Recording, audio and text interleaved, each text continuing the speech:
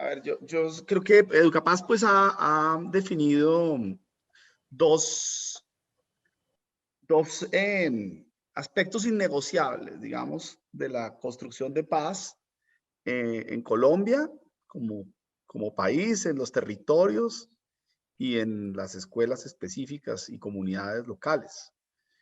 Uno es entender que hay colombianos, comunidades colombianas y niños y niñas y familias donde hay una negación de derechos que termina alimentando la guerra. Es decir, siempre ponemos muchos ejemplos parecidos, pero para ponerlo en números, digamos, 23 escuelas rurales de un territorio específico, el sur del Tolima, tienen en quinto grado 1.500 y pico estudiantes, en noveno grado 800 y en grado 11 500.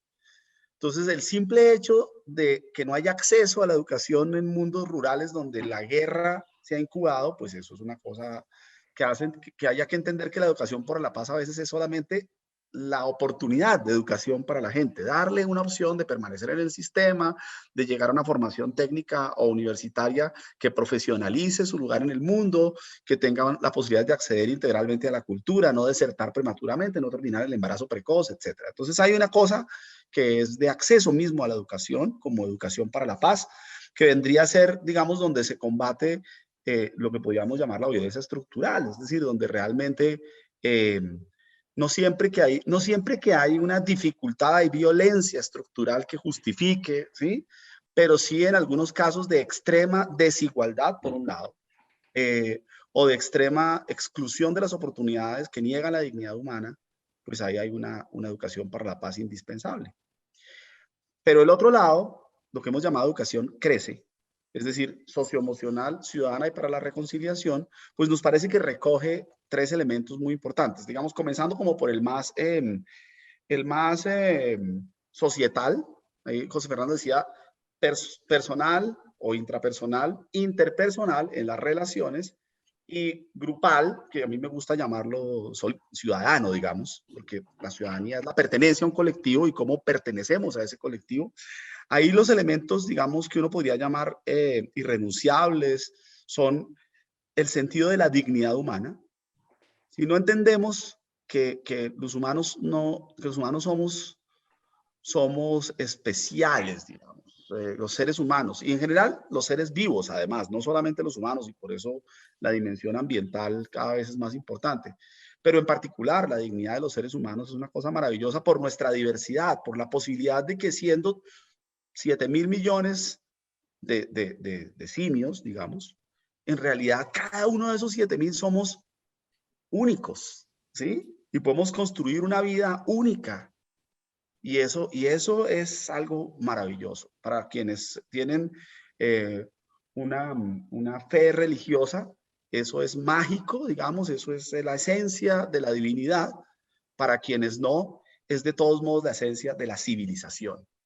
Entonces, el sentido de la dignidad humana es fundamental. Y cuando le negamos dignidad a un ser humano, pues es imposible construir paz. El sentido de la participación, bueno, dignidad y reconocimiento de la diversidad y valoración de esa diversidad. Y lo otro es participación, sentido de que somos parte de unos colectivos, a veces colectivos familiares, comunitarios, de una región, de un país o de la humanidad. Ahora, digamos, lo global es posible. Ese sentido de pertenencia a lo colectivo implica cómo participamos, la dimensión sociopolítica de nuestro ser en acción. Entonces, primer asunto irrenunciable, ese sentido de lo que acabo de decir que yo llamaría ciudadanía.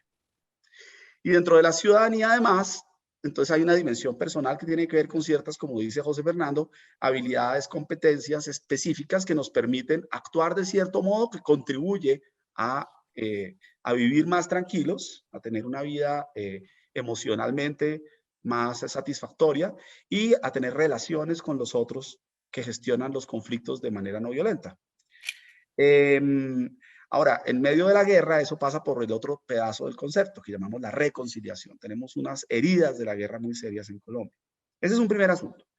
Segundo asunto de los irrenunciables, entender que esto se aprende en la realidad, que uno no aprende valores en el discurso Eso que digamos sí entra por uno y sale por el otro, porque si no genera procesos de reflexión, procesos en los que las vivencias son, son, son, son enriquecedoras, como dicen los psicólogos, pero eso digamos lo saben aquí mejores otros que yo, generan disonancia cognitiva, digamos, rompen con lo que uno normalmente reproduce de manera natural y hacen que uno quiera hacer cambios.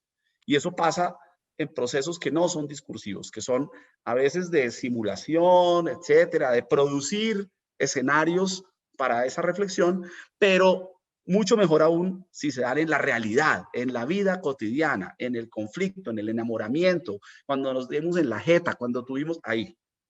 Entonces, eso y haciendo construcción de paz, el concepto de que sí se construye paz cuando se genera sociedad y comunidad, eso es clave, realidad y construcción. El penúltimo elemento, me parece, es que esto se hace a través de procesos de empoderamiento, es decir, hay unas realidades de poder desiguales y solamente si nivelamos la cancha podemos hacer transformaciones y eso implica que los seres humanos adquirimos capacidades, comprendemos que nuestra libertad es algo difícil y costoso, nos dotamos para ser libres, pero también para vivir en libertad con otros y respetar el proyecto de vida en libertad de otros. Y en ese sentido nos emancipamos, nos hacemos autónomos y luchamos contra lo que construye nuestra libertad.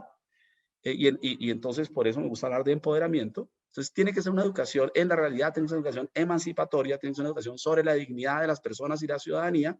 Y por último, algo que enfatizó José Fernando y es, esto es entre todos y sobre todo en el escenario escolar, es imposible que un maestro quiera que los niños aprendan a convivir en paz si él o ella, maestro o maestra, no comienza por pensar cómo tiene que cambiarse a sí mismo y cómo tiene que cambiar todos los seres humanos que están en ese espacio.